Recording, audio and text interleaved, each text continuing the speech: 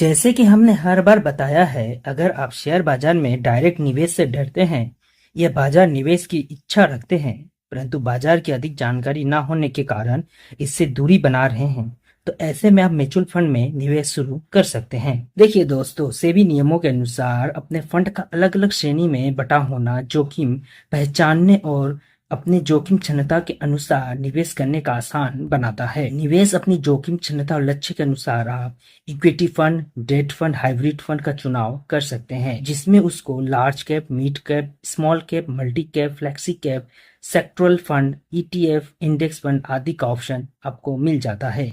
Mutual fund की खासियत ही यही है कि इसे हर तरह की जरूरत और जोखिम क्षमता के अनुसार डिजाइन किया गया है। अगर आप अधिक जोखिम उठा सकते हैं तो स्मॉल कैप फंड की चुनाव कर सकते हैं। हम आपको आज 3 स्मॉल कैप फंड के बारे में बताने जा रहे हैं जिन्होंने पिछले 10 सालों की अवधि में कमाल का रिटर्न दिया है। पहला है Nippon India small cap fund. ये स्मॉल कैप फंड का सबसे बड़ी योजना है जिसका मार्केट कैपिटलाइज 51,566 करोड़ रुपए का है। इस योजना में कम से कम आप 5,000 रुपए का निवेश कर सकते हैं। एसआईपी के निवेश के लिए मिनिमम राशि 100 रुपया है। इस योजना में 10 सालों तक 10,000 रुपए के एसआईपी से निवेशकों को 53,66 लाख रुपया मिलेंगे।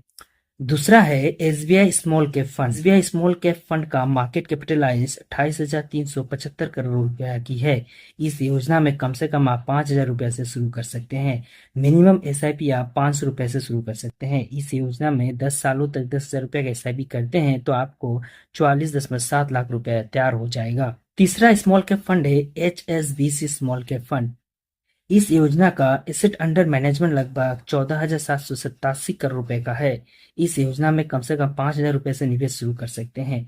एसआईपी में निवेश करने का मिनिमम राशि 1,000 रुपया है। इस फंड में 10,000 रुपए का मासिक एसआईपी 10 सालों तक करते हैं तो आपको 43,96 लाख रुपए का फंड तैयार हो सकता है।